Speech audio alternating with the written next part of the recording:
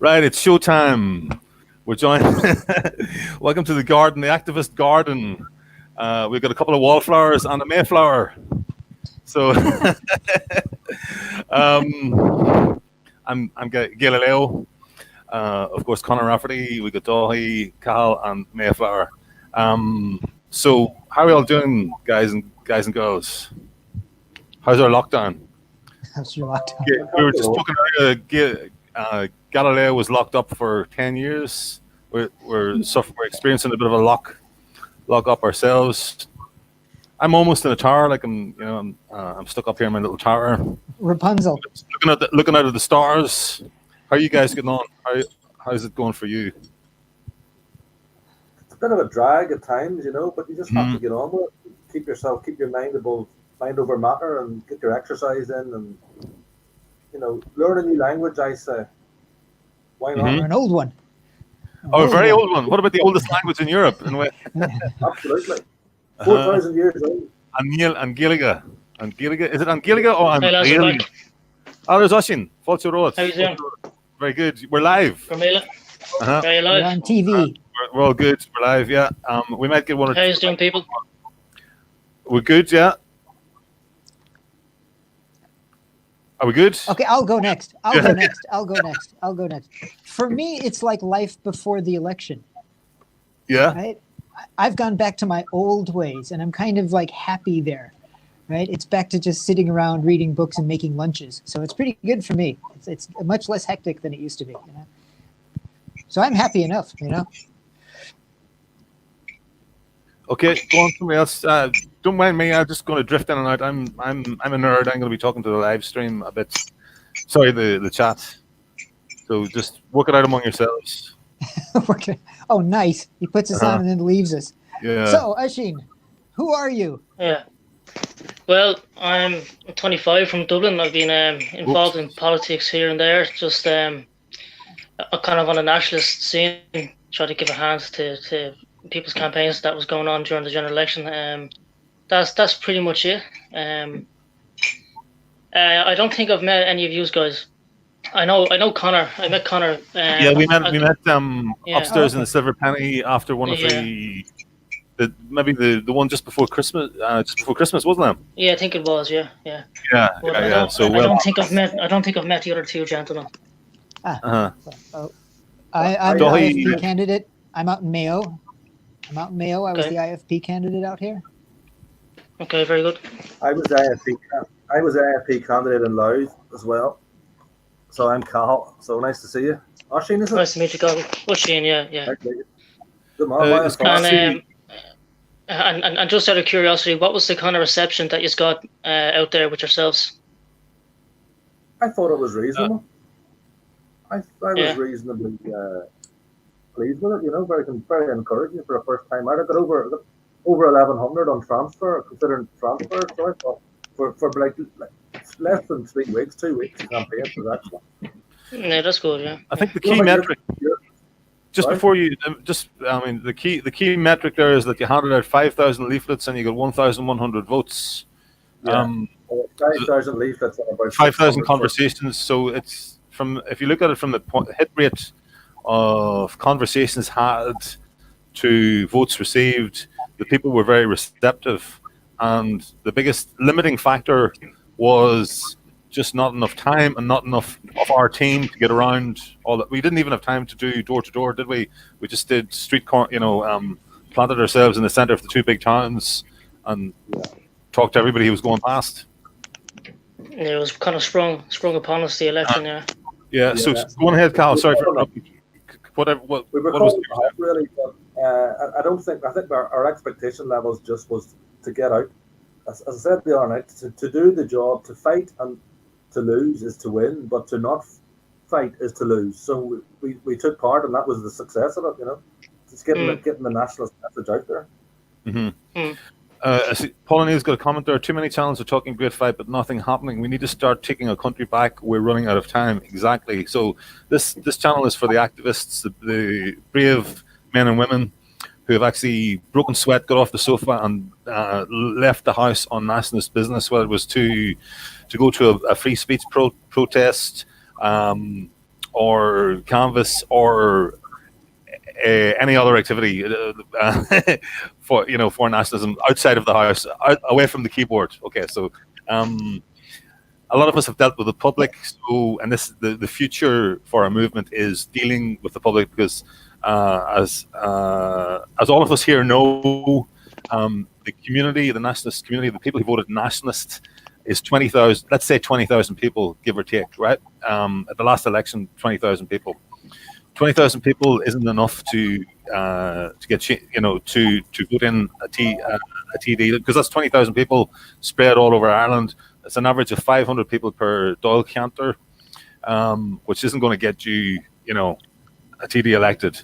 However, if the 10 people that helped Cahill was increased to 100 people, instead of 1,000 votes, he would maybe, multiply that by a factor of 10. He's going to get 10,000 votes, and that's going to get him in next time. So what we do need is build the activist team. So from 200 times it by 10 up to 2,000, we're going to get TDs elected. So really, this is the most important conversation. In my mind, this conversation I'm having right now, in terms of the numbers, thinking about the numbers and thinking about what's required in the next election, is the most important conversation for the nationalist community to be having in Ireland. Tell me I'm wrong. Debate it with me. Yeah. Stream. Well said. Yeah. Yeah. I think one of the main issues, Conor, was other YouTubers as well to bring this topic up and repeat this conversation. And if you don't agree with me, and if you don't think this is important, then come on and debate it with me, or bring me onto your channel and debate it with me. I maintain that this is the single most important conversation that needs to be had. Everything else is periphery at a different level of importance. There could be other good things being said, but this is the most important thing. Sorry, Oisín. So I just need to get that off my chest. Go on ahead. Yeah. Fair play. No, I was just going to say that from what I could see from the last election, was there wasn't enough brand awareness. No one really knew who the party was. Mm-hmm. So people voted. They thought they were voting nationalist. There was a big Republican wave going at the time. So you can see that in the way that Sinn Féin just had a landslide pretty much. Mm-hmm. But not a lot of people actually knew about the party, that there was other options there, that there was other alternatives. We're not just talking about, they were talking about the other nationalist parties, because I'm getting the same. NP as well. Yeah. So I know you're an IFP member, but I get the same feedback from National Party members, Jim O'Doherty supporters, and independents, the two Galway independents, independent nationalists, for example, that they would have done. In terms of the people that they did manage to reach, they did very well. The percentage would have been enough to get elected had they managed to get around everybody, but they didn't get around everybody. Sorry, go on ahead, Oisín. I'm a terrible man for interrupting. No, you're grand, yeah. I really mute my own microphone. I'm always telling other people to mute their microphones. No, but you're right. You're right as well. And, you never do that.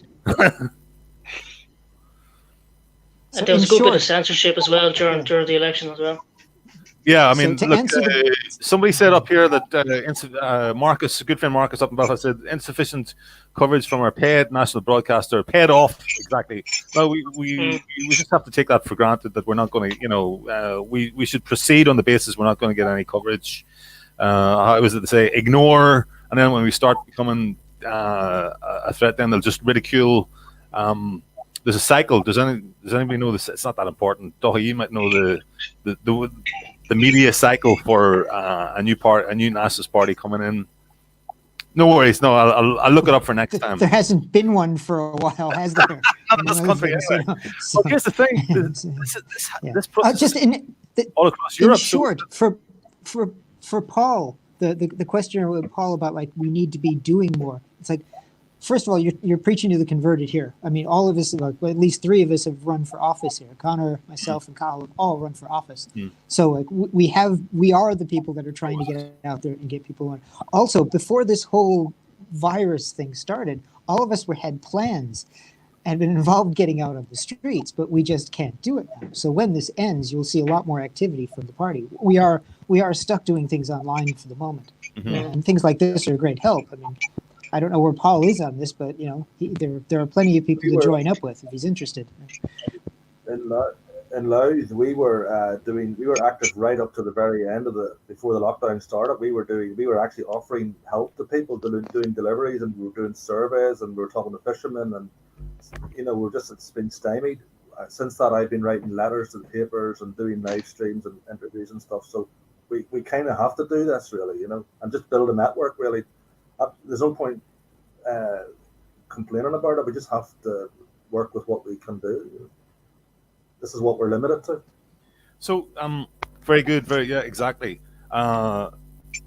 In this period of lockdown, one of the questions we were discussing earlier was there's a lot of things that are outside of our control. We believe we're activists, we're people who take responsibility for our lives, we're agents of change. What is it that we can do both personally?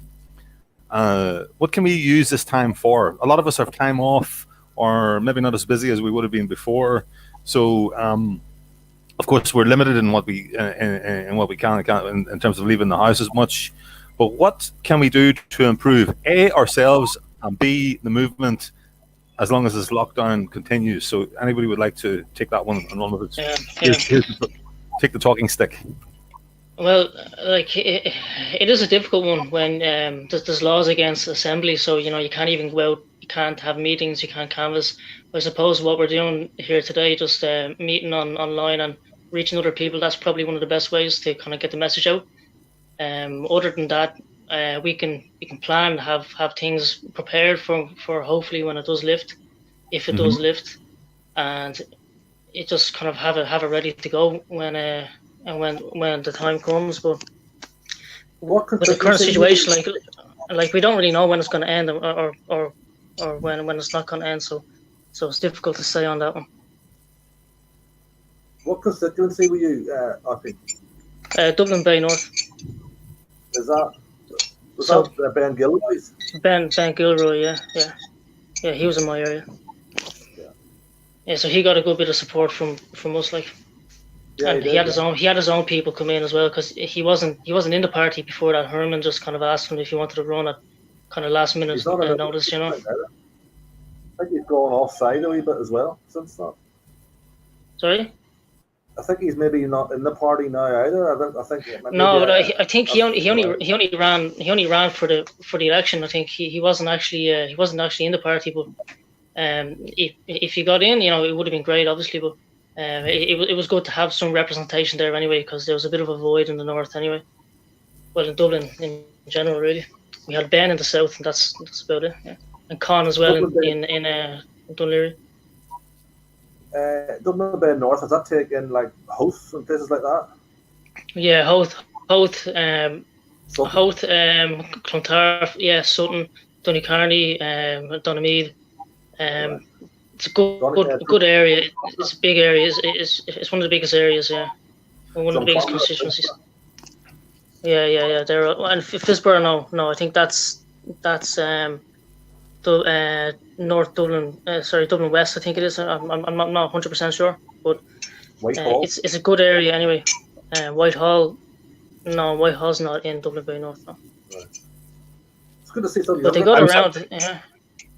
I was out on that one, on that campaign as well. I did 3 days canvassing for Ben Gilroy in, I can't remember the area. It wasn't any of those ones that you mentioned so far. There was a good team there was a good solid team there. Petter and Jim were doing great work. I have to get Dahi back in again here. It was actually a traditional working class area of Dublin. It was good to see. Actually, there were still some.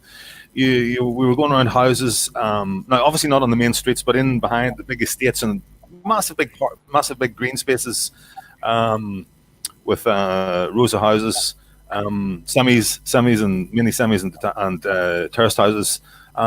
Good community feeling. You get the impression that people had been there a long time. Really, it was a nationalist area. A lot of people said they were going to be voting for Sinn Féin, but I think Ben did get a lot of transfers from those sorts of areas. And these are the sort of areas that, I was just amazed at the expanse of it, just how big, how many houses there were, how long it took us to get around even just a little area, a couple of streets, would take an hour. But that means that we were having good conversations, good 5 minute 5 and 10 minute conversations. Yeah, and they were delighted to see us and very open and happy to talk to us. And they said they'd hardly seen anybody else, any of the other candidates in the area. So it was a really anybody out there who didn't go and is kicking themselves. Make sure you get joined up with one of the canvassing teams for the next time. Anyway, I just wanted to interject on that one, saying as it was like we were talking about the constituency, the Dáil Cantor that Ben Gearóid was running in, and it's good to start. This is 6 months ago. None of us knew. Probably we didn't know where one Dáil Cantor stopped and another one started. Now we have all this knowledge, because we went out and got the knowledge. We looked up the articles and found out about did some useful research, in terms of who the other candidates were, what they stood for, etc. So we could answer these questions on the doorstep.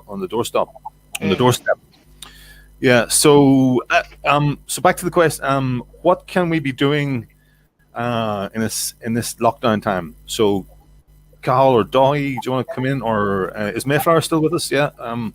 Any ideas, Mayflower, as well? But I don't want to put you on the spot because this is your first time doing something. No worries.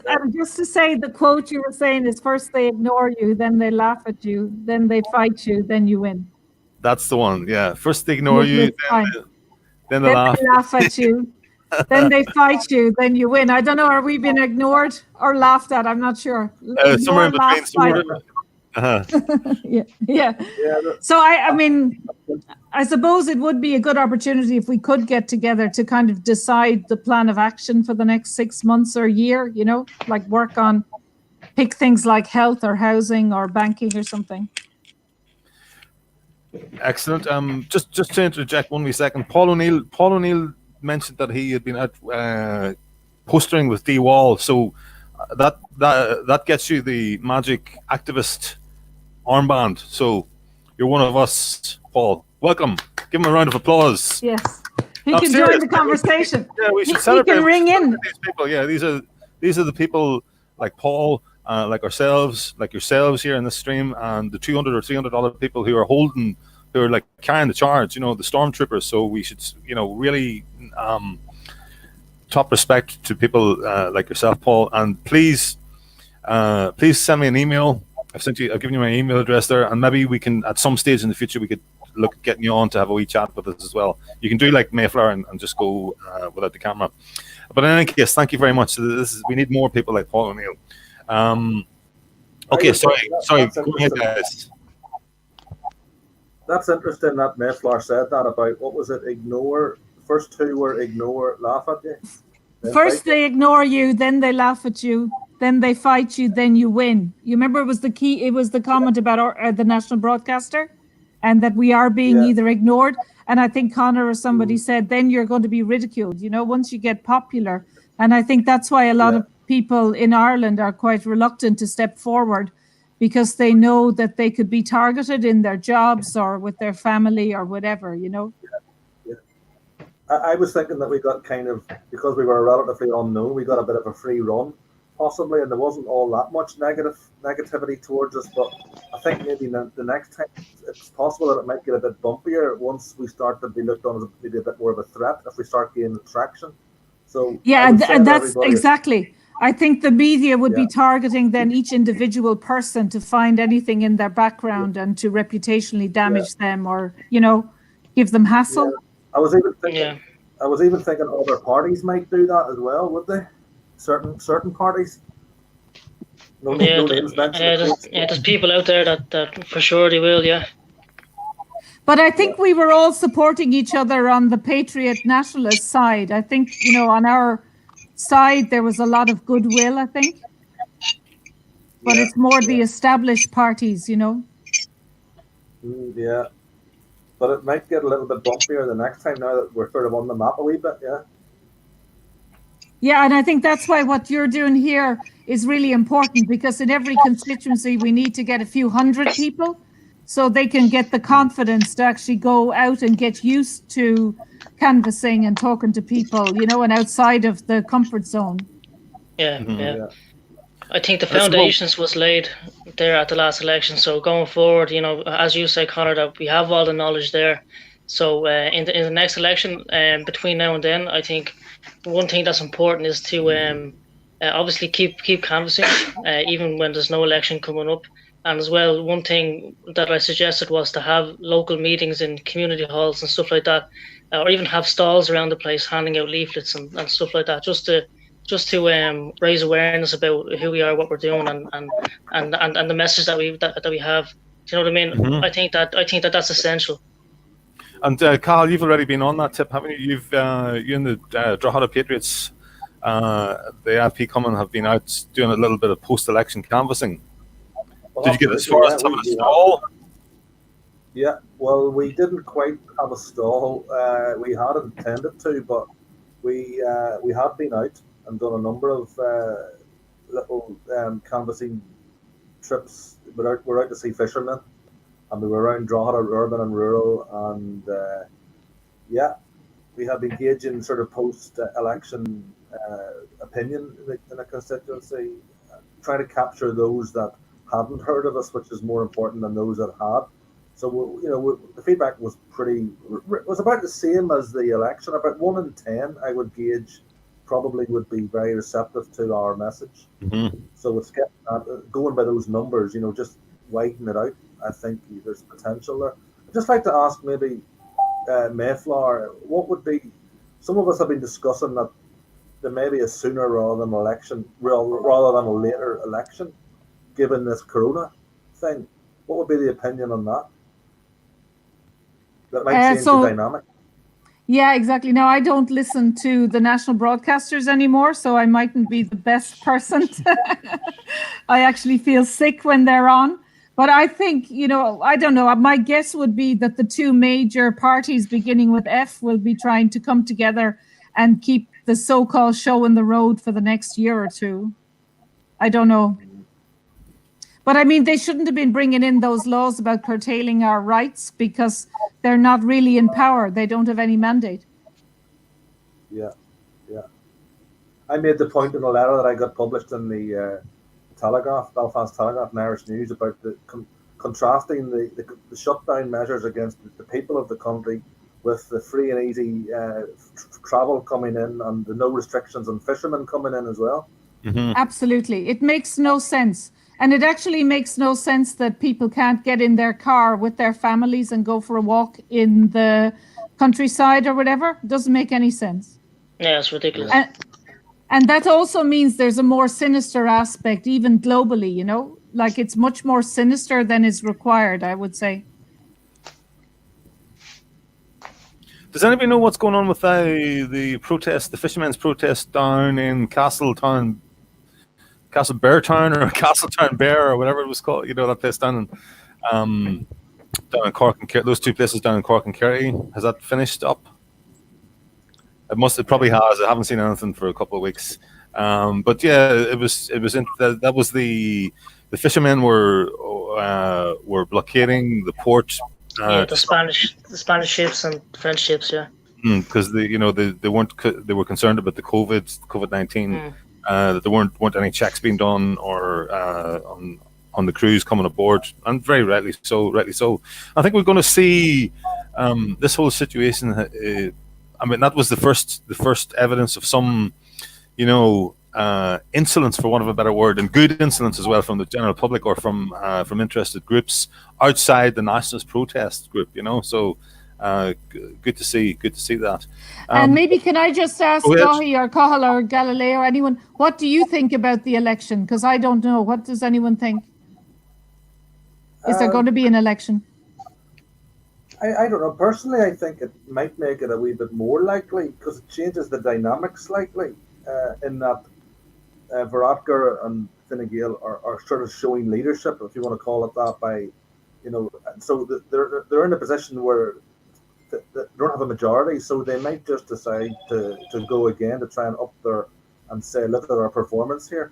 So I think it might make it a slightly more likely an earlier one rather than a later one. If I were putting money on it, I think they'll do anything to cling to power right now. But I don't think people love their performance that much. Well, I mean, going to the electorate again. I don't think that'll happen right now. If I had to put money on it, but this is a weird world, and all the rules are over. Well, say early. I mean, within the next 6 months or a year, maybe when this lockdown kind of. Well, then we'll see how they perform. That's the difference. If they went right now, Sinn Féin would just put a bunch of candidates out and they'd win everything. The Sinn Féin have gone awful quiet, you say? Yeah, but that's because they're letting them dig their own grave, literally. Well, Fine Gael's rating are up. You know, their approval factor is up slightly. Yeah. But there'll be a huge economic crash. Yeah. In the last 2 weeks, we've gone from a kind of a normalish kind of government to we've got complete socialized command economy now. They're just creating billions out of nowhere, and now we've got a police state. So I don't think they want to go to the electorate right now. They'll have to do something for the next few months to bring them back into normality. They're too weird right now. They're assuming all kinds of powers, like you said, they don't actually have any real legitimacy for. So no. And small businesses will be decimated. People are actually generating the taxes to run the welfare state that we now have. They're going to be decimated because of the lockdown. So I mean, it's really, it's going to have long-term consequences. Yeah. What's it, about 700,000 people unemployed now on the getting the social welfare of the the government, $350 a week or whatever. That's a huge chunk of the workforce. What is it? 800,000 now? Is that what it is? 750. That's what I heard last time. Oh, I heard 8, but then again, what's 50,000 here or there? Could be 800. So 5 billion every month or so, every couple of months. It's gonna be great. Yeah, that's one way to crash the economy. As far as What sort of things are people doing to? I mean, has anybody here got any extra time that wouldn't have had otherwise? My routine hasn't really changed that much, to be honest. But I'm continuing to work. I already had set getting fluent in Irish as a goal. Now I wasn't starting from a standing start. So I've been killing two birds with one. I've been reading the news in Irish. I'm doing a bit of grammar as well. So I feel it's coming on. It definitely is the hardest of the languages that I've looked at recently. It might be up there with Polish, but it's starting to make sense, and I'm starting to pick up wee bits from the radio. The dialects is a big thing for me because I play words in the dictionary, and the one word it gives you the Ulster canyons, the Connacht canyons, and the Munster canyons, and they're all completely different. So if only I need to find some audio that's all Ulster with the words as well, and I can just work my way through that. And then because that's the one that's most familiar to me, obviously being from Tyrone myself. So I'm learning a little bit of Russian as well. I was digging in the garden for a week there, and then I bought seed potatoes, and then I just took a week's rest and didn't go near the garden at all. And the seed potatoes are here in my room beside me. They're sprouting. They're ready to go in the ground. So that'll be my insurance policy against food shortages. You were a closet greenie type. You're a closet greenie. I knew it. I'll closet all sorts of things. That's a different live stream, I'm afraid. Yeah, that's the after midnight one. Yeah. That's the after midnight one. Yeah. So that's the sort of thing I'm up to. And then I'm trying to, of course, all this live streaming is new for me as well. So learning the software, trying to round up Lasso activists every now and again, work out the schedule, see who's on at what time, so I can. And sometimes the other YouTubers move around, but that's all good. So that's what I'm up to on a personal basis, and I think this is I try not to get too into the doom and gloom posts. We really don't know enough at this stage, so I like to focus on what can I do to improve myself, or so that whatever way it turns out, that I'm going to be in a better position. I think it's a great opportunity to learn stuff too. All of this stuff's a new experience kind of for me as well, and getting in touch with the old letter writing, and even ordering stuff off Deliveroo. That was a new thing I learned there this week. So that's stuff that I wouldn't have done before. So I think people can learn. Oisín, do you speak any Irish? Yeah, piece of yoga, yeah. The Cuba folk logum. Mine far. I'll just say in why don't you all get on the YouTube or Duolingo? I'm on there. My name under Cahill, Cathal, and you'll see a picture of me, and you can sort of be friends, and we can be buddies on that and link up. Do you say underscore Cahill? Underscore Cahill, yeah. Cahill, I think there's a number after it, but you'll see my picture, so you'll find right. it that way. After we look through about 5,000 Cahills, we'll find you. Look through for the good-looking guy. Okay. And then we'll keep looking, and after that we'll look for you. Yeah. That's what I said. Yeah. and you know what? When I was learning languages, they say if you have the radio on in the background of whatever Ulster Irish, if you can find it, that eventually you'll pick up on it, even if you don't understand it, like the news or whatever. That it's a good way that you will. You know, it's good. Keeps your brain is thinking about it. So just I find that helps. Yeah. And Mohan Farr is one of the comments.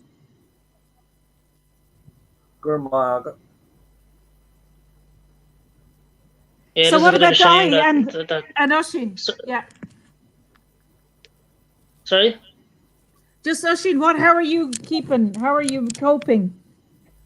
Grand, yeah. A lot of spare time. So picked up a few books, tried to learn something new, as you said there. But yeah, hopefully it all just goes back to normal now in a few weeks, because I think people are going to start going mad now. People are going to start cracking up, being locked in the house. I went for a walk there down to Bull Island there 2 days ago, and everyone is out walking their dogs and going for walks, cycling. And this is just after the Garda announced that they can start arresting people and charging them €2,500, which is completely ridiculous. But it just goes to show, like, I mean, you know, people, they can't be locked up in a house all day. You know, they go crazy. You know, they want to get out, exercise as much as they can. And you know, there's a lot of comments that people, you know, often have aggro at home or are living in small apartments. You know, that not everybody has like a ton of a back garden or tons of space. Like, so it's almost cruel, you know. Yeah, and as well, some people would turn to the drink as well. You know, with all the pubs closed, you know, it could be a recipe for disaster. Yeah, I mean there's no issue with people taking 3 walks a day or whatever, right? It makes no sense. Yeah. That's just evil. That's just evil. We're going to chat about the rise in domestic abuse that's gone right up through the roof. And not everybody, as we said, not everybody's domestic situation is great, and so if they're stuck in, it's going to be even more stressful. So myself and Karen are going to discuss that tomorrow, as well as the other hidden crimes that are going on in society as well. If I can just mention, go back to the Duolingo. I have the number here if anybody wants to take it down for finding me. I'll stick it in the live chat here. Go on ahead. It's 36986. That's 36986. Cal with a TH, yeah? Yeah. No gap, just all the one. So that's how you'll find me. 36986, yeah? Yeah. All right, good stuff. I mean, everybody's saying that people are pulling together and the neighbours are great, but what happens if your neighbours aren't great, you know? Yeah, or if you're cooped up, or if you have financial difficulties. You know, a lot of people are really worried financially, you know, that like what's going to happen, and that's really stressful. Yeah, and then you're cooped up all day as well, yeah. I mean, exactly. I mean, I don't think there should be any problem about having a couple of bits of exercise a day, you know, rather than one. And also, you know, sitting in a car, even if it was, you know, as transmittable, which I don't believe at all. I think the whole thing is very exaggerated, we'll say. But there should be no issue with a family with kids or anybody going in a car, going for a walk in anywhere, and then coming home. Doesn't make any sense. You see, that's what makes it more sinister, like a police state, you know? It's totally unnecessary. Yeah. And the important thing would be to watch when this all goes away to see if the restrictions get lifted, because if they don't, well, then you know what their agenda is. Exactly. I mean, but the crazy thing is it's happening in America and Canada and England, you know, like people with even stronger traditions of freedom and rights and stuff, you know. Oh yeah, they're falling for it as well. Yeah. Could I just ask though, is the party line not that we're all meant to be kind of rolling in behind us, or we're not wanting to be too critical about it at the minute? Is that correct? Or Yeah, I'm sure. Yeah, if there was a party line, yeah. Yeah, I get the having picked up something from the WhatsApp, one of the WhatsApp groups. It's we're behind the restrictions in principle, but the latest raft are over the top. Yeah, so we're certainly against the latest overreach, but in principle, you know, the party gets behind the fact that in a time of emergency, the nation does have to, you know, restrict to some degree, you know, show solidarity and pulling together. What could we do? Go ahead. Yeah, Karen's joined us. Fault your road, Karen. How are you doing? How are you? Sorry, I'm late. Conor, you just make it clear that Cahill number, that's my Duolingo number. People won't know what that is. Just put Duolingo up beside that or something. Oh, well, yeah, okay, right. I'm trying to edit it. All right, okay. So, Karen, yeah, how are you?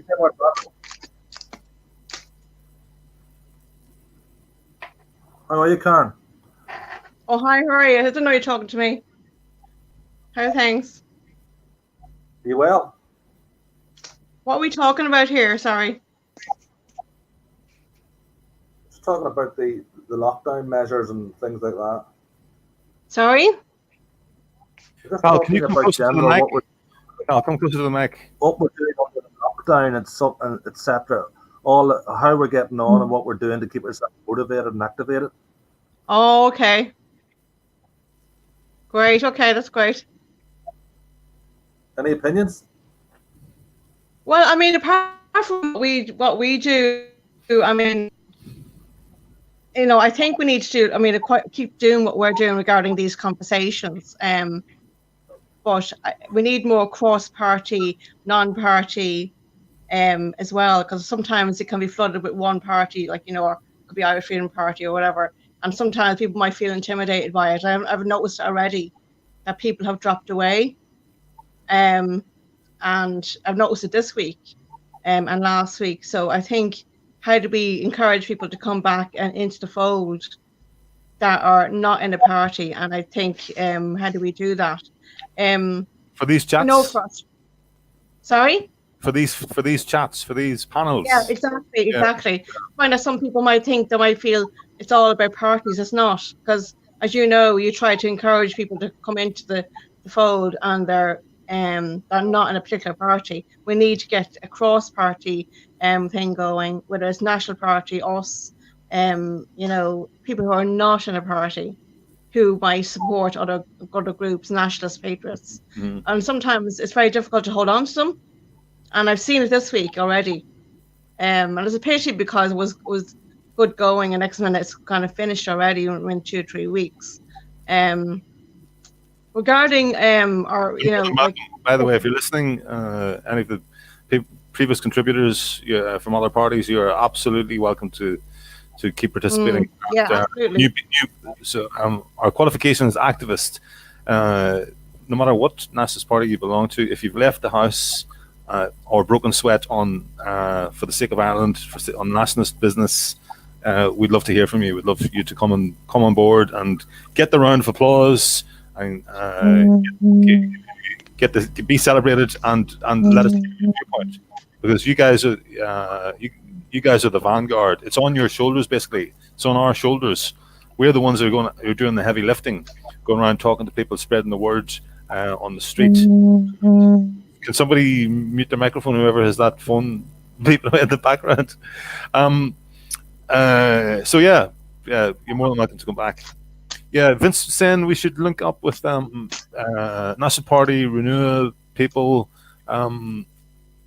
Yeah, so the word we could invite them. We could invite them to the chat. Yeah, well, let's do that. Let's find out who we would need to contact and do that. That would be great. I'd be delighted to have.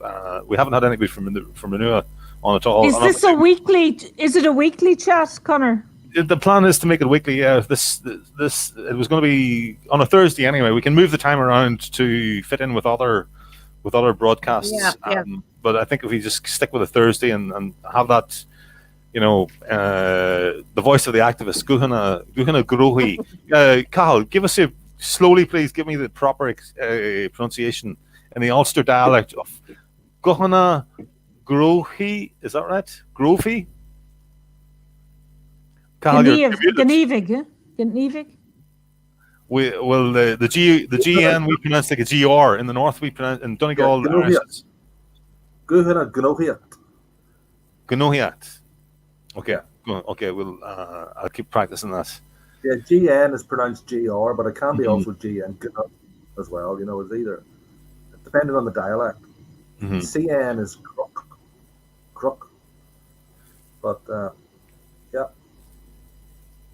Duolingo, everybody, So one of the things we've been trying to do among us with the county groups is learn how to operate messengers, so we can go and move beyond just text messaging and group text messaging and move to group conference calls. So that's something we've been busy with this week, and we've been doing little practice calls between each other and with other people who aren't in the panel tonight, and that's been good fun, hasn't it? Or has it been painful? This is where I find out how. No, it's been fabulous, because if you have a county that's very big or whatever, it means if it would work well, you could have like 60 people that wouldn't have to travel all over the place in a big county. Be great. Yeah, that's. We decided to go with Facebook because it's 80% of the Irish electorate has it. It's a bit ugly and a bit clunky and not very good for security. But then again, we're not discussing the gunpowder plot. We're just discussing how are you, what are your issues, what do you think this country needs. So it's just all lawful stuff. It's all democratic, and it's just for people who think the same way, having a chat among each other, getting to know each other better, checking in on each other, making sure we're all okay, maybe sharing good sources of information that we might have found, or sharing local news, offering to do favors. That's what Irish people are good at. Teams. We're good team people, good team players. It's interesting today in the news there about the Italian Prime Minister saying that the EU is going to have to sort itself out, otherwise it's going to go down the tubes. I mean, that's what we've been saying all along, So people are going to jump in the bandwagon very soon. So we need to make sure that we were the ones that said it first. Yeah, hang on. We said that first. Stop that shit. They'll all start moving towards a Eurosceptic position now. Yeah, they'll all start. So Go on ahead. Sorry, go ahead. No, I was just going to say that if our line is to prepare for when Europe itself falls apart, right? We'll be the only people saying when it falls apart, there is what's going to happen with the euro, what's going to happen with the debt, what's going to happen with, citizens from the European Union or whatever. So at least we will have a plan. Yeah. That's interesting, yeah. Because I do feel somewhat that there's going to be a few ones coming along saying, "Oh no, we always said that," naming no names. Absolutely. Yeah. Well, there's certain party that said that, and now they say the exact opposite, so they can easily go back to their Eurosceptic views, right? The ones with the 400-page manifestos, where they can hide things and say, "Here's one I prepared earlier." Yeah, exactly. I mean, no prizes for guessing who that party might be, but of course, But I mean, it's really falling apart, right? Like, in the European Union or whatever, if they were savvy enough, they would have just bullshitted Italy, right? They would have said they were giving them stuff and then maybe not actually delivered it. Yeah. So they're not clever as well. They're not in the cute whore way. Yeah. And somebody there keeps saying my mic is not loud enough. Can you all hear it? At times. Right. Just need to be closer, I guess. I think closer. All the news is in our favour. So if there was an early election, I think it will help us, because the whole idea of closing down travel, which was mentioned today by Veronica, is we're the only ones again that were saying that. So everything we can point to with this virus thing, I think, is in our favour. Yeah, absolutely. And really, they should be saying now the strategy for who are they going to allow to move. You know, there should be an analysis of what the deaths are. So say if there's hardly anyone dying under 50, right? And that then why shouldn't they, people who don't have any older people or in their families should be allowed to go back to school or whatever, right? And you know, there's this drug, hydroxychloroquine, which is shown to be very effective, both at preventing the symptoms and then curing it if you get breathlessness. And it's been used all over the world and it's very safe. So in other countries, they're preparing to go back to work by giving, you know, teachers, care workers, one tablet of hydroxychloroquine a week, which means they won't suffer much symptoms. So, you know, they should be having a plan in a week or 10 days to go back to work.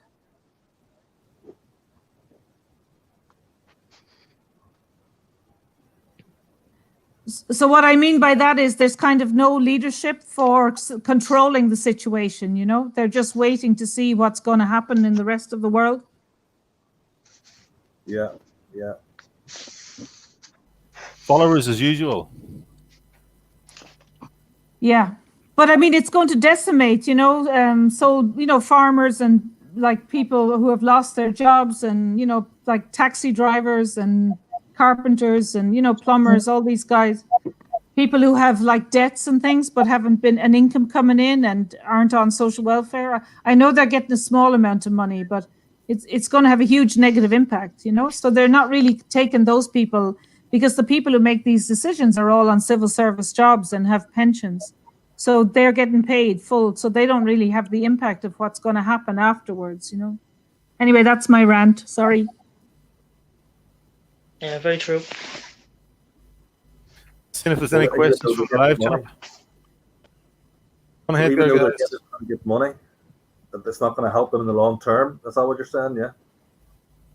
You know, that they, like most people, like taxi drivers or restaurant owners or whatever, like they still have to pay insurance and ongoing costs of rent of their businesses, but they have no money coming in and no savings. So they might have to close down, you know? So that really the government's duty is to reduce the amount of time that the lockdown happens, to really have a balance between the detrimental economic impact and the healthy impact. And it looks like that, you know, younger people and middle-aged people are not as badly affected. So they should be allowed to go back. You know, they're going to have to go back at some stage. So anyway, that's my rant. Yeah. Not really a rant. It's a fair point. Fair point, Mayflower. I'm just seeing if there's any point. I'll just read out a few comments from the chat. Paul O'Neill says, "Debt slaves by design, nothing more." Vince Brown, hi Simon, Treason, Fine Gael, and the rest. Marcus, should we halt key workers' tax for a year following this? Well, I think they deserve something. More peace. Hi, more peace. We were in touch today. How legal are the measures in Euro at the moment? Any opinions? How legal are the measures? Well, I was talking to 2 lawyers in the last week or so, and they were telling me, I can't remember now, but there were already enough legislation to, you know, curtail people if they were doing, you know, traveling unnecessarily or, you know, trying to spread it, you know, acting, you know, kind of trying to spread, we'll say, if they were already sick. And that a lot of the legislation, because Irish people, you know, ours is like police by consent, and that most people were conforming with the recommendations, that it was totally unnecessary to bring in the kind of legislation that they did. That's from 2 lawyers now. I wouldn't know, but I don't know if anyone else has any other feedback. Yeah, I heard that they don't actually have any legislation for what they're doing. I heard that since you know, it's a caretaker government, that they don't have a, as you said, like they don't have a mandate for it, like, so they can't actually legally tell you to go home. Like a guard stopped me in town there the other day, and he directed me to go home, but he didn't he didn't order me to go home. So I don't think legally they actually can. We watched a very interesting feed the other night with Niall McConnell and two guys from two nationalist guys, as it were, but they were kind of saying that the whole thing could be more cruel on take the sick, anybody that God forbid dies with it. They're not going to see any family and that, so that's the real cruelty in it. And it's gonna. Some people are going to die, yes, but some people would die the other way. So they're questioning the whole thing. Yeah. Seen a video there. Someone from the World Health Organization. He was saying that that they recommend breaching people's houses without a warrant to forcefully quarantine family members in a dignified way. So. Yeah, I saw that as well. It's shocking, right? So just so people know, this is the World Health Organization now that are not elected, but exactly that they're putting it out into the ether. You know, it was a bit like a week or two ago in New York. They were saying they might have to do this do not resuscitate on people who are older, you know? So what they're trying to do is to bring in agendas through the back door, just to get them out there as if they're it's an acceptable thing to do. But I mean, that means they could just come in and take any member of your family, like what they're saying exactly that, Oisin, that if you have someone that's sick and they're in their own bedroom in their house, that they could come and take them out if they had children or brothers or sisters or family members, which is outrageous. Yeah. Yeah, I heard they can actually do that at the moment in the UK. So if your children have symptoms, not if they actually have the virus, if they have symptoms, then the government can break into your house and take your children away and quarantine them at a facility. That's what I heard from the UK. That's actually in the law that was passed. I'm not 100%. I haven't seen it myself, but if it's true, that's Karen, do you want to say something there? You haven't had a chance to. Karen. Well, hopefully. What was I going to say? I actually don't know. I'm not sure where the legality is, but I was coming home yesterday and the buses weren't affected. But I'm worried about going out. Generally, people have still a fear beyond the 2-kilometre rule. I mean, I haven't been told to go home. I'm one of the essential workers because I work in a hospital, so I'm not really affected that much, and I have a letter to back it up. But I mean, the fear is still there. People going to work still, of getting in the car and just going for their normal duties. And you're hearing different stories. So I think I'm worried about the legality of it. We don't really have a government. So where do we really stand? What is realism? Because I'm seeing people going out jogging and around Drogheda, and they're all jogging and walking their dog, and still, there's no real harm in it. And yet you're hearing these other stories. There's no consistency in what they're doing. Like last Friday, there was places full of guards in Dublin, and yet Wednesday, when me and Oisin were in O'Connell Street, is only a handful. So there's no real. You're hearing different kind of scare stories around what the guards do, what can do. There's no clarification really. I'd love to know if somebody knew what was really going on. Yeah, well, that whole 2-kilometre thing is a lot of rubbish, because I mean, imagine someone down in the country where they have to travel, a good few miles to get to the closest supermarket or to the closest pharmacy. It can't be backed up in that kind of situation. So, legally, it's worth nothing. So. What about pensions? Yeah. Pensions are given out every 2 weeks at the moment. So my parents are over the age of 70, so they're high risk, so they can't go out and get their pension, because not every pension goes into the bank. So he's between can I go out or can I not go out? So again, it's not clear, So with any clarification on that for him or for anyone who's in that bracket regarding, Karen, there's an important question for you there in the chat from a fellow Meath man. I didn't even know I was Meath. I'm the loud side of Drogheda. I actually could have. I don't know, Junior. No comments. Okay. How many Cummins are there? 10? I don't know. I think there's 8. Cathal, Okay. do you know? What? He needs Oh, to sorry, come. I muted a few people because there was like think kids there's fighting, dogs 8. fighting in the background. 8, okay, cool. More pieces, the ethics of when the Spanish nurses left their posts, protecting themselves, deserting the duty of care. Oh, Marcus is talking football. That's good. People are looking forward to the football season. It might be a late football season. It might be a bit like playing Gaelic and rugby-like conditions and finishing off the season in November and December. Running the championship in November, December. Hopefully, fingers crossed. Well, there's more Armagh men than anybody else here, so it's going to have to be Armagh. F off, Tyrone. Oh, I'm probably as big as the two of you. Well, this way anyway. Kind enough weight. Paul O'Neill says you can access 1 hour. Doesn't say how many hours. Guys, what's that phone? There's somebody who's definitely there with a phone. Marcus, football again. Yes, of course. I was going to talk about fear. Fear's the country is gripped by fear of the coronavirus situation or what's behind it. But one thing that brings us all together is we're all people who have like stepped forward despite feeling fear. Because I'm guessing that all of us felt fear before we got active in terms of nationalism.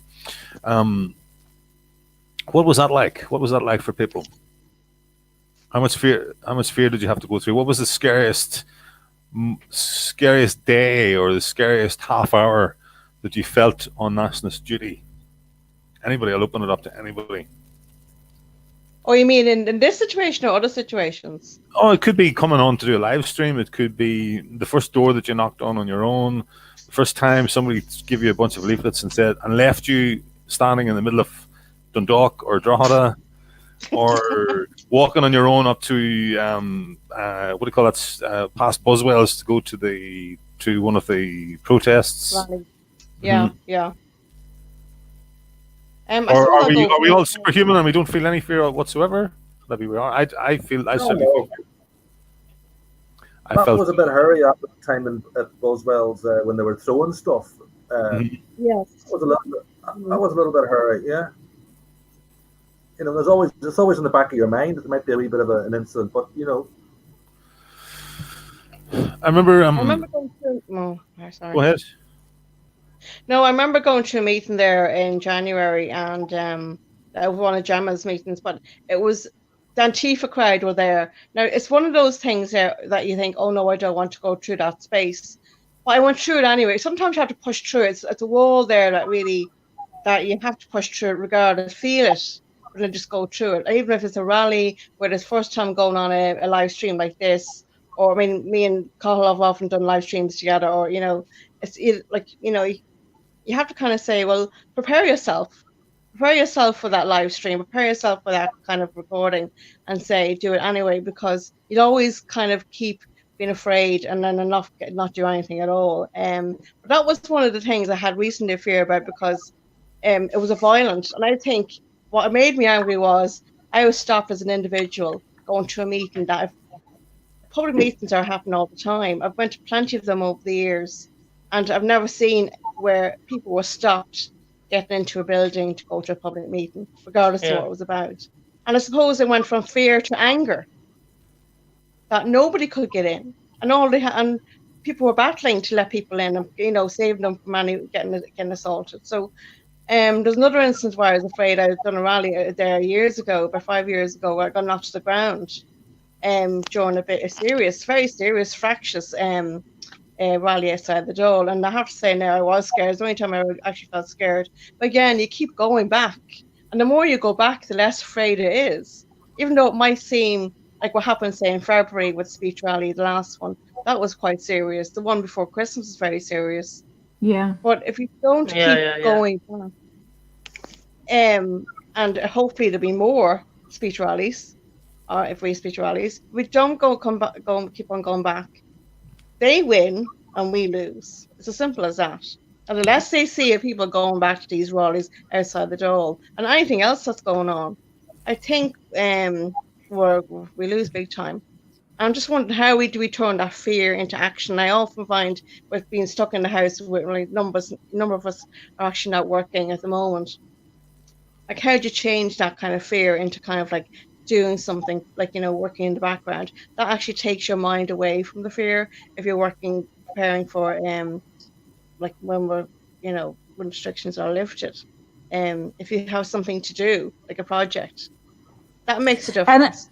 And I think, I think that's why we need to help people on the Patriot side, and that's what Conor is doing, is to say that even if you want to be in the background, you could like just post leaflets through, or even work on something or printing or whatever. And we haven't done that as well as we should have, because the election came in, and we should be using this time now. So I think a lot of the national parties, we have to make it easier for people if they don't want to go out. And Conor, do you want to say you have a kind of a stepwise way of engaging people, which I think is very good? Yeah, exactly. So, I mean, the level 0, or, you know, the raw recruit is going to be somebody who is just tuned in and maybe posted a few comments on a live stream or something like that. Okay, so we want to get them, use this time to get those people connected, to meet those people in our local groups and get them all connected up and get them talking to each other, and maybe even just like accepting a phone call from a messenger call one-on-one from one of us would be a big thing for them, and might take them a couple of times. We might have to try them a couple of times before they're comfortable with that. And that's cool. And then we move them through the, you know, if they're comfortable, move them through the next stage, which would be joining in a conference call like this. Obviously not broadcasts. That's the next stage. No, I'm only joking. And then we could use this time to get people comfortable with the technology, with talking to each other, and build, you know, and checking in on each other, and use this time to create a sense of local solidarity in the Patriot networks, and building communities is what it's all about, so that when the restrictions do start to lift and we are able to go to meet each other, and by golly, people will be dying for, you know, some social interaction with other human beings, I'd say, by that stage, you know, then who are they going to go? They're going to want to go and meet their new friends that they've made through the conference calls, etc. So, and then at the start, it will just be a social gatherings, and then people who are ready to move on to something more than just social gatherings, we can offer them opportunities to come along and be an entry-level canvasser. An entry-level canvasser would be typically come along and shadow and a more experienced canvasser, and just stand there and do nothing for half a day or a day, or as long as they wanted to. I just get the gist of it, and then with some supervision, like the learner driver type thing, and the experienced driver on the side on the pedals, they could have a conversation on the doorstep. And the doorstep is a better place to start rather than on the street, because people are generally more. It's a more intimate space on the doorstep. Yeah, they're less worried about people. People are more confident. They're less worried about what other, you know, they know their neighbours on the other side, and if they're not looking over the shoulder in the middle of the street when there's like 50 people walking past to see who might see them, etc. And then just move up through the various stages. So the next stage could be that person goes out goes and does a mail drop.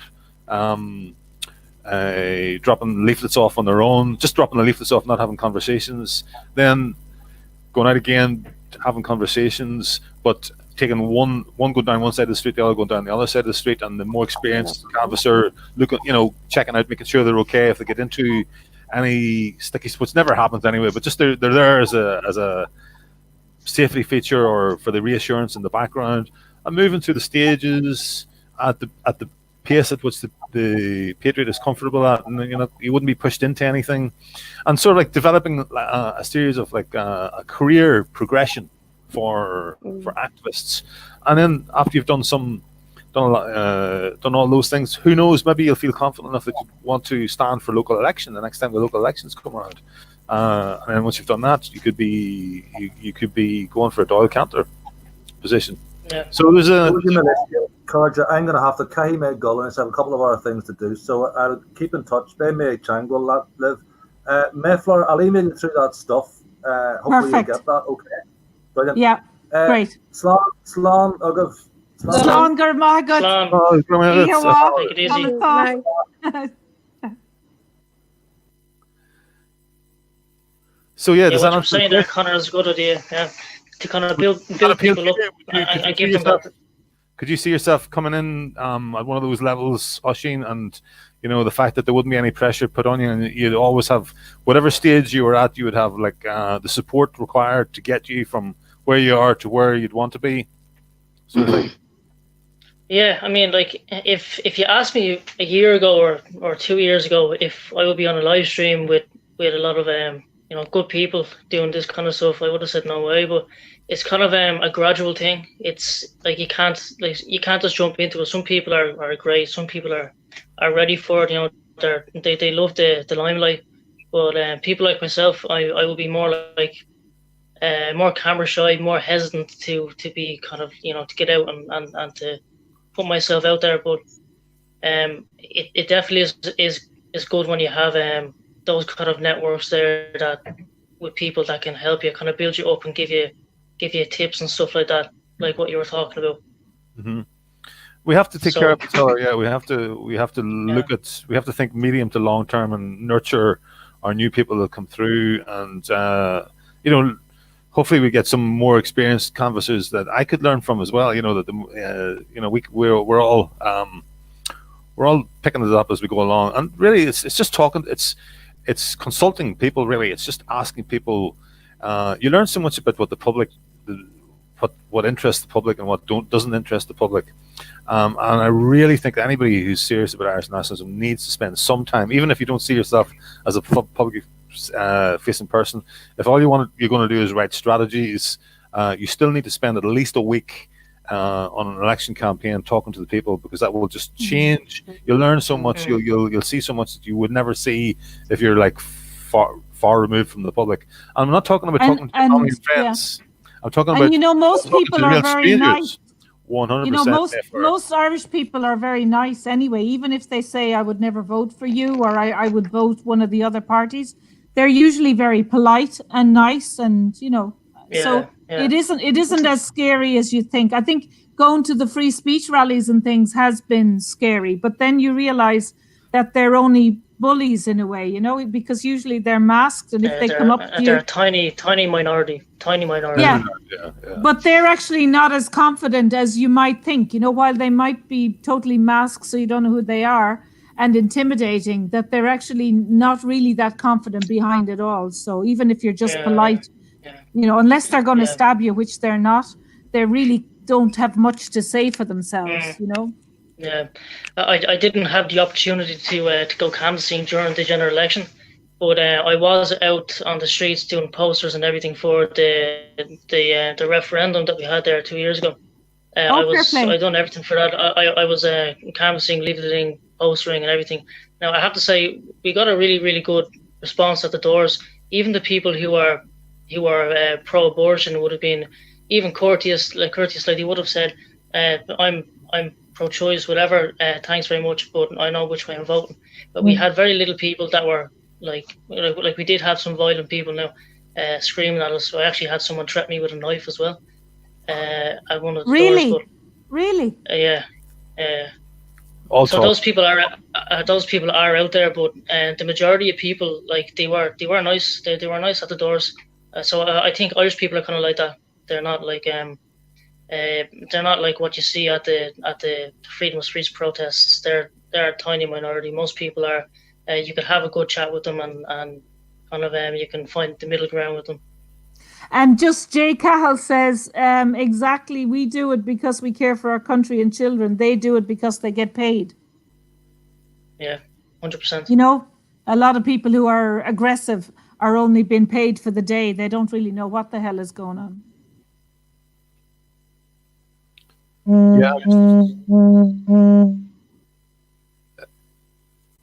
Pick it up there, somebody. I'm just checking with the live chats. Maybe it's time to wrap up if there's not much else. Is there anything anybody wants to get off their chest before we call the night? And one of the comments, and I'll just say that Jay Cahill is saying there that there's a lot of people that think like us when you talk to them. So more people than you would think from listening to social media and the national broadcaster. Sorry, Karen, go ahead. Oh, so okay. No, I was just I don't want to go into party stuff here, but I was even across parties. I'd love to see more women, maybe even like supported. Sometimes they can get lost. I know women can get very involved in politics, especially with the war charities in the past. But I'd love to see a course or some kind of course or a workshop for women in the party or any party, because not enough women have the confidence. Men seem to they're asked and they do it and that's it. But women kind of have to think about it, whether it's childcare, whether it's confidence, whether it's like lack of knowledge, that stops them from getting into politics beyond, say, what I'm doing. And I would like to see more of that. So we'll take that on board, actually, because you're right. We will. I know from all the parties, there are all the national parties really, and independents, there are a lot of women doing a lot of work, but they would never really consider standing for election or pushing themselves forward unless they have to be really pushed. Yeah. Don't worry, we'll get you, Karen. We'll but that's a good idea. Yeah, and just go back what Conor was saying. I know about I can understand what you're saying about like having different levels of comfort, like a career progression for the activist. We were planning, obviously, before the COVID restrictions, to do a table out in, say, West Street. And something like Oisin was doing starting out, or maybe, other of our new members. West Street, obviously, yeah. Yeah, West Street and Drogheda, or anywhere. I mean, you see them happen all the time. People come to you if they're standing at a table. It's an introduction to say, oh, here's our leaflet, sign our petition, or sign to sign up to the party, or whatever. It's a good way of opening up the conversation to the member of the public, because they're waiting on you to speak. And it might actually forget your fear of actually talking on the door. And when you get past that, and then you can go on the door. Just for someone who isn't confident, if you know what I mean. But that's how I started out. And I found it was easier then when I'd done the table on the street, then I could do the door. Because then you're past fear of speaking to people. Mm-hmm. People are coming to you rather than you don't feel so bad because they've come up to talk to you rather than you're impinging on their space and time. Yeah.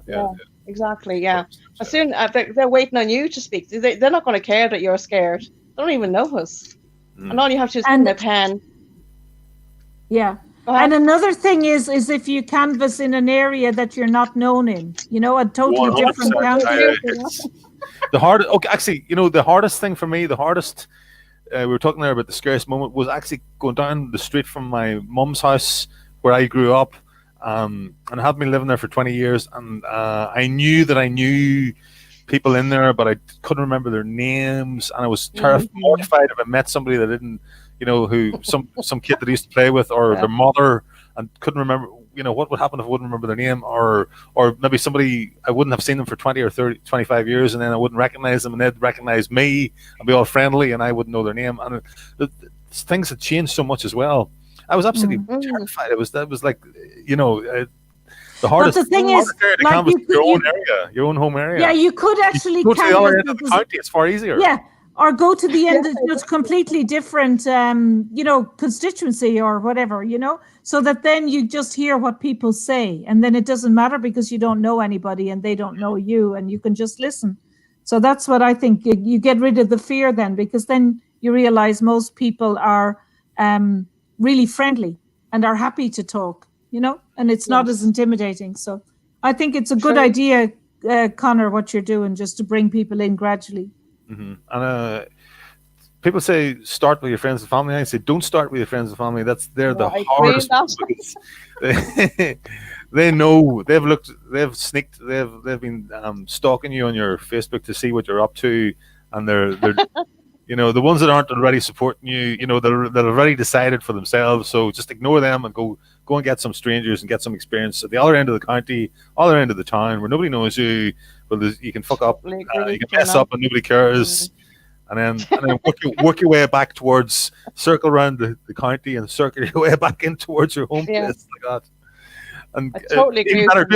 Do a deal with your friend at the other end and get them to canvass your area. Yes. Well, I mean, just because the Loud count is the smallest count, it's actually very big and it's quite intimidating. I know I wouldn't canvass on my own street. It wouldn't be a good idea. No way. Yeah, so absolutely. Yeah, and it's easier. It's easier to canvass for someone else as well than canvass for yourself. Oh, yeah. Suzanne, Bryan, have you canvassed? Have you if you have, please drop me a line on my email address.